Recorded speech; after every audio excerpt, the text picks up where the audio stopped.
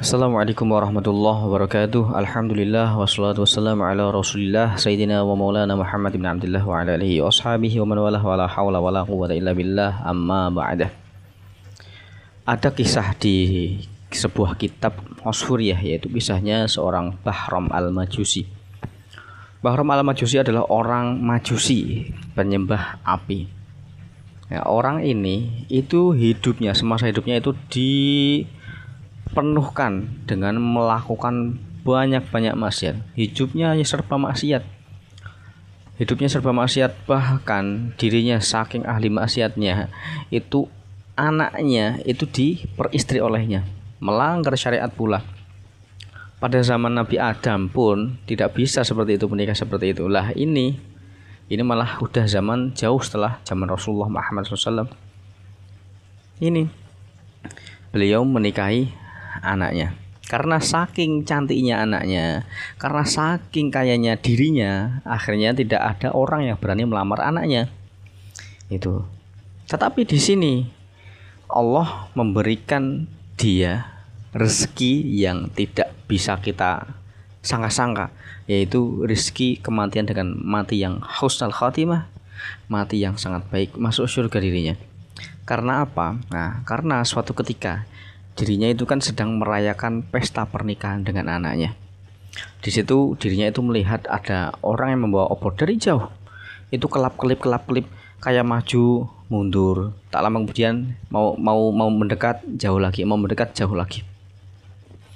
Dirinya itu sebenarnya heran, ini apa sih sebenarnya, ini siapa? Kok orang mau kesini kok nggak jadi-jadi? Akhirnya karena itu dirinya itu menjadi penasaran. Diikutilah itu obornya itu perginya kemana.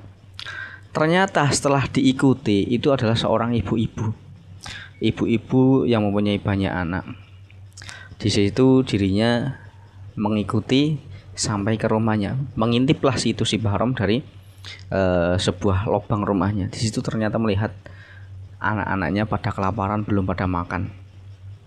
Nah, ternyata si ibu-ibu ini itu dilema, karena dia adalah seorang yang mukmin, orang yang muslim. Dia itu ibu-ibunya bingung karena apa? Karena dirinya itu ingin meminta makanan sama si Bahram. Sedangkan si Bahram ini adalah orang yang Majusi, orang yang tidak beriman. Dirinya itu dilema, aku mau minta makan, tetapi dia bukan orang yang Islam. Tapi kalau aku tidak kasih makan, ini anak-anakku mau bagaimana, kelaparan. Kayak gitu. Nah, karena hal yang seperti itulah si Bahram itu nggak tega melihat kayak gitu. Akhirnya si Bahram itu dengan dirinya sendiri itu memanggul makanan yang banyak. Makanan banyak beliau panggul sendiri dan beliau kasihlah ke ibu-ibu ini. Terima kasih kayak gitu. Saking senangnya ibu-ibunya ini dikasih makan anak-anaknya. Nah, karena kebaikan inilah, karena sedekah inilah, nah Allah menjadi ridho dengan orang ini. Allah menjadi senang karena sedekahnya, yaitu senang kepada Bahram. Dan di saat itu jugalah Allah memberikan ilham, yaitu memberikan seseorang itu mendapatkan mimpi bertemu dengan Rasulullah Muhammad SAW.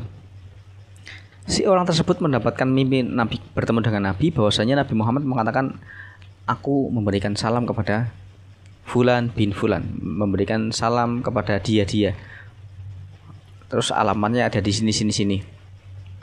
Nah, singkat cerita, si orang tersebut akhirnya terbangun dan sadar bahwasanya dia ini mimpi bertemu dengan Rasulullah.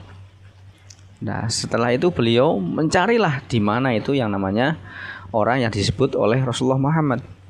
Beliau mencari-cari, bertanya alamat ke alamat, dan di situ tidak ada yang mengatakan Bahram ini orang yang beriman, nggak ada. Intinya adanya orang namanya Bahram, orang Majusi. Nah, orang ini sebenarnya kaget, tetapi dia tetap menemui si Bahram tersebut, memberikan menceritakan kepada Bahram apa yang telah beliau mimpikan, yaitu bertemu dengan Rasulullah, mendapatkan salam yang harus disampaikan kepadanya. Nah, si Bahram ini sebenarnya juga kenal dengan siapa Rasulullah, siapa Nabi Muhammad itu tahu. Karena mendengar cerita yang seperti ini, si Bahram ini kaget. Spontan bersyahadat asyhadu alla ilaha illallah asyhadu anna Muhammadar Rasulullah, langsung meninggal di tempat saat itu juga. Nah, bayangkan, hidupnya tidak pernah melakukan peribadahan, hidupnya hanya serba maksiat, tetapi karena memberikan sedekah kepada seorang yang sangat membutuhkan, akhirnya Allah ridho dengan orang ini, bahkan mendapatkan salam dari Rasulullah, dan akhirnya beliau meninggal dengan husnul khotimah. Dan di sini juga ada kisahnya seorang waktu itu pada zaman Nabi Musa ya. Nah, di zaman Nabi Musa ini ada seorang yang hidupnya juga orang yang fasik. Orangnya kehidupannya serba penuh dengan perbuatan dosa. Nah, suatu ketika ini orang itu meninggal. Meninggalnya karena kehidupannya seperti itu, tidak ada orang yang menyangka hidupnya itu orang yang benar. Akhirnya si orang ini tidak ada yang memakamkan, tidak ada yang menyolati, tidak ada yang mengkafani. Akhirnya dirinya ini, orang ini dibuang begitu saja di pembuangan tai-tai sapi atau tempat sampah lah, pokoknya tempat yang sangat kotornya. Ini juga ada dalam kitab Musfuriyah ya. Itu orangnya dibuang begitu saja. Setelah beberapa saat itu Nabi Musa mendapatkan wahyu dari Allah bahwasanya Nabi Musa ini disuruh untuk mengkafani, menyolati orang yang seperti itu di daerah sana, seperti itu. Nabi Musa mendapat wahyu seperti itu. Akhirnya dicarilah oleh Nabi Musa.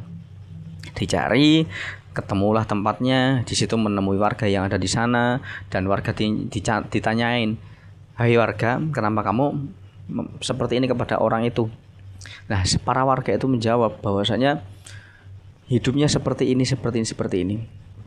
Tetapi sama Nabi Musa itu dibilangin bahwasanya mandikanlah, kafankanlah, sholatilah dengan layak, dan kuburkanlah seperti layaknya orang yang muslim.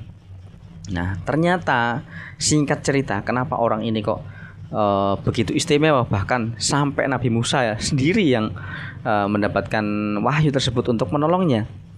Ternyata usut demi usut orang ini adalah orang yang setiap harinya itu melakukan perbuatan dosa. Emang, tetapi dalam dirinya itu apa? Saya itu tidak ingin melakukan ini, kayak gitu loh. Ini peribahasanya seperti ini. Saya sebenarnya benci dengan maksiat, tetapi saya tetap melakukannya. Sebenarnya saya benci dengan melakukan maksiat yang seperti itu, tapi saya tidak ingin melakukannya, dan saya itu mencintai orang-orang yang soleh. Hidupnya seperti itu terus, bahkan sampai kematiannya. Dirinya itu cinta dengan orang-orang yang soleh. Nah, karena yang seperti itu Allah menjadi ridho. Nah, di sini kita bisa menarik kesimpulan bahwasanya kita itu tidak bisa menghakimi siapapun. Entah itu dari aliran apa, golongan apa, jenis manusia yang bagaimana, kita tidak bisa menghakimi bahwasanya orang itu masuk surga atau masuk neraka.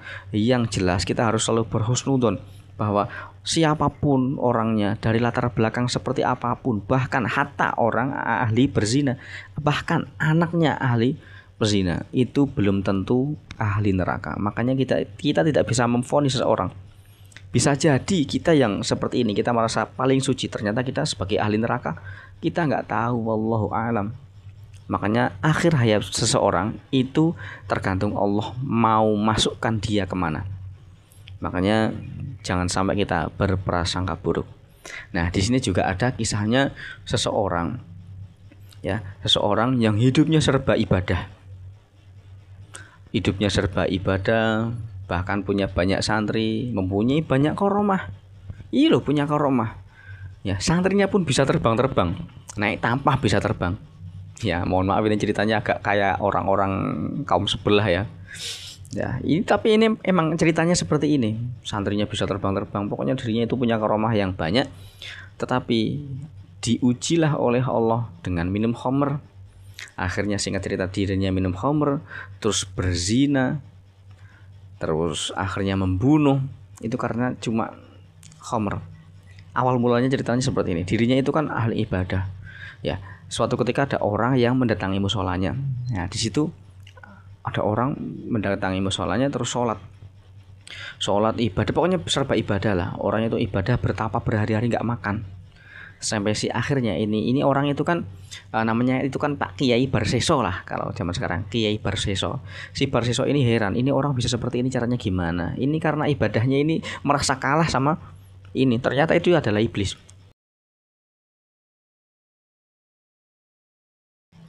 Nah, akhirnya dirinya dikasih pilihan, yaitu 3 pilihan. Yang pertama adalah membunuh seseorang, terus berbuat zina, yang ketiga minum khamr.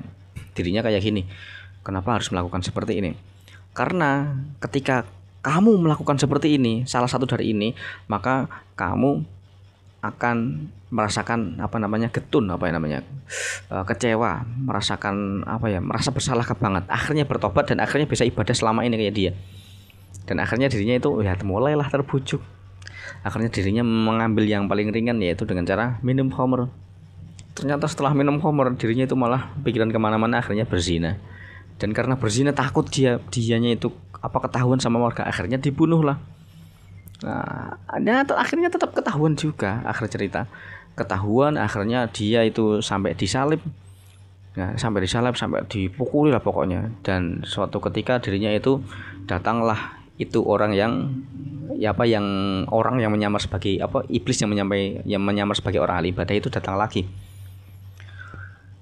Wahai Barseso, bersujudlah kepadaku, maka kamu akan masuk surga. Nah, ternyata dia itu bilang, saya itu nggak bisa bersujud kepadamu karena saya dalam keadaan disalib. Akhirnya ngomonglah itu si iblis, kamu cukup menundukkan kepala, maka kamu sudah bersujud kepadaku. Nah, akhirnya dirinya itu bersujud kepada si iblis tersebut. Sewaktu itu juga Allah mencabut nyawanya, sehingga dia mendapatkan kematian mati yang su'ul khotimah. Na'udzubillahi min dzalik. Semoga dengan kisah-kisah ini tadi membuat kita jangan terlalu cepat menghakimi, jangan terlalu cepat memvonis bahwasanya orang itu masuk neraka, orang itu masuk surga. Wallahu alam, kita nggak akan ada yang tahu. Yang ada kita itu harus saling mengingatkan kepada siapapun dia ketika berbuat salah, dan kita harus selalu menjaga diri kita, dan kita harus selalu berdoa supaya iman kita tidak dicabut sampai akhir hayat kita. Dan semoga dosa-dosa kita diampuni oleh Allah, dan semoga pahala kita diterima oleh Allah, dan dosa-dosa kita semoga diberikan ampunan sama Allah, tidak dianggap walaupun masih ada catatan dosanya. Allahumma amin amin ya rabbal alamin. Jika ada kurang lebihnya dalam kisah ini tadi, ada ceritanya yang kalian tahu bahwasanya ceritanya kurang, ceritanya berlebihan, mohon dikasih komentar. Nah, karena ini supaya buat pengingat untuk saya dan para pembaca komentar, supaya saling tahu lah kayak gitulah ya. Semoga video ini bermanfaat. Bila taufik wal hidayah wa ridwan. Wassalamualaikum warahmatullahi wabarakatuh.